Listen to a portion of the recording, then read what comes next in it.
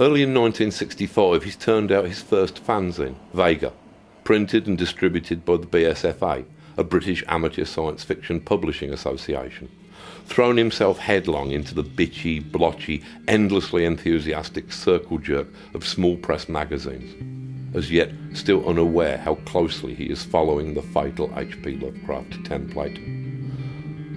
In the Charles Platt edited Beyond, he first reads of the new Yank comic books, Stan Lee's crowd-pleasing formula of omnipotent losers. Yeah, you may be Nordic god of thunder, but you've got a gammy leg. You'd trade your spider senses and ability to run up walls for just 10 minutes tops and fingers. Mythic beings wearing science fiction pants against a mournful and distressed Jack Kirby Bowery, paranoid Steve Ditko skyline. How can he resist? Immersing himself in the garish newsprint flood that crosses the Atlantic by erratic spurts as ballast, he drinks in the warm new smell of raw America. Swiftly acquiring a discerning eye, he gravitates towards the somehow more distinguished product issuing from out the stable of Stan Lee's main rival, former Lovecraft literary agent Julius Schwartz. The science fiction here is old school, classical, romantic, perfect men and women on a field of stars described with clean lines. Carmine Infantino's Cadillac Smooth Sweep or Gil Kane's Michelangelo Anatomies, weightless in sculpted plastic space. He's hooked.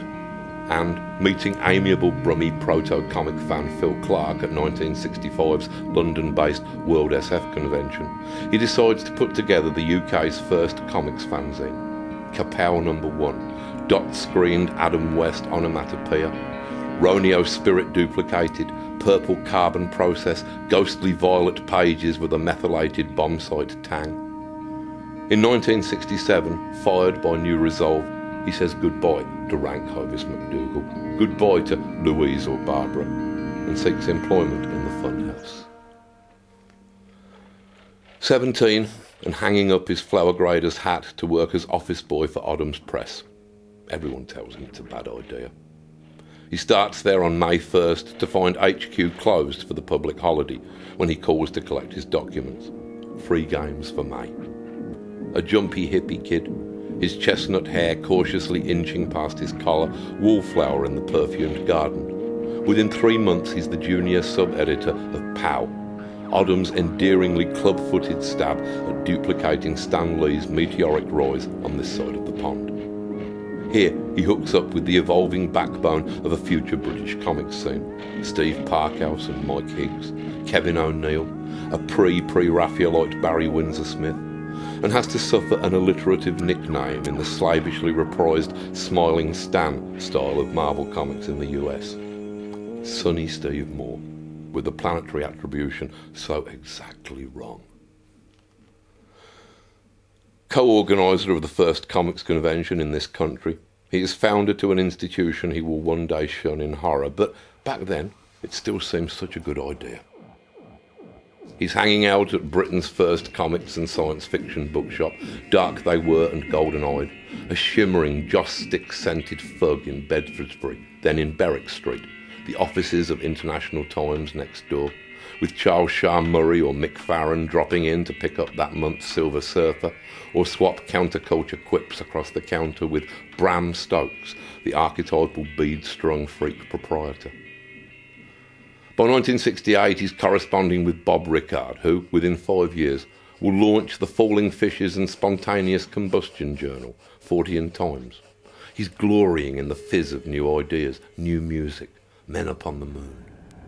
In 1969, I meet him for the first time, marvelling at his lunar lack of mental gravity, the slow and lazy arc of his creative leaps, the silver-dusted plumes boiling up around his shoes, one small step for a man.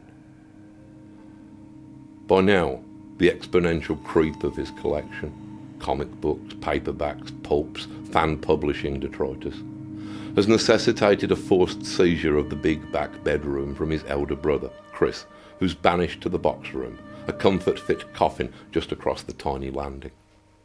Chris is 26 by now, offsetting the swung cat-free claustrophobia of his sleeping quarters with employment in the real world downhill, in his father's footsteps, with a job at the Hercules Powder Company that Frederick Bohms has by that time become. He'll stay there for another 13 years, then move to bar work for a while before he finds his true vocation as groundskeeper at the golf club, tidying the greens where his dad's rocket battery was once positioned, crouched absorbed over his work beneath that merciless expanse of sky, pushing his chipped nails down into black soil, into the root gauze, grounding himself, earthing. While way back in 1969, back home in Chris's former room, his younger sibling makes a fair fist at accomplishing its opposite. An ivy carpeting of bookshelves has already claimed 2 walls for A. Van Vogt, Bradbury, Charles Harness, E.C. Tubb, Abe Merritt, the unusual suspects. Covers mad with pink sand cities and princesses, vacuum cleavage, chrome-dipped interplanetary cock, forever Saturn. Under the already sagging single bed, his funny books are stacked. The lyric ray gun romance Adam Strange, the EC science fantasies, Wally Wood's polythene-wrapped space girls with transsolar darkness pooling under their amazing racks. Al Williamson's bright hypodermic cities soaring out of duotone-fogged fungus jungle to impale the nebulae. Insidious 4-colour radiation seeps up through the mattress from the piling pages, incubating benign crystal wireless tumours in the dozing brain, and through the fast glass of his new room's wide rear window, London crawls like animators putty. The post office tower, Canary Wharf, the dome, the wheel, the gherkin, blossoming and melting in the Dandair spaceport seethe of the horizon. He begins to see the city from the opera box perspective of a Chinese print, starts looking down upon it. In 2005, his closed lids dart and flicker, shifty REM, the thin skin blinds drawn hurriedly upon a Jungian suburban orgy going on below. Restless, he lifts from the untroubled, blissful deep sleep sine wave dip of the late 60s into the uncertain toss and turn to come. In early 1969, Oddams is folded into Fleetway Publishing, IPC magazines being the resultant amalgam, and he's one of the few staffers to survive the move. A close call, and an impetus towards diversifying, adding new strings to a bow he hopes to change by stealth into a harp. Commences writing scripts for comic weeklies, bonsai screenplays.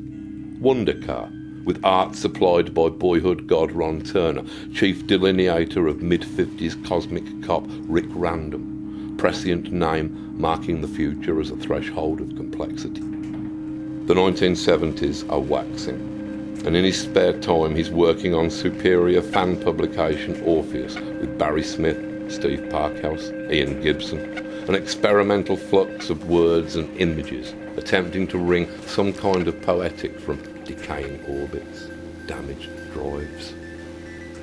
72, in January, on a rare frost-bitten visit to Bob Rickard's place in Birmingham, he hits upon the winning mix of cannabis and late-night Hong Kong action flicks during a showing of The Sword, directed by and starring the adaptable Wang Yu.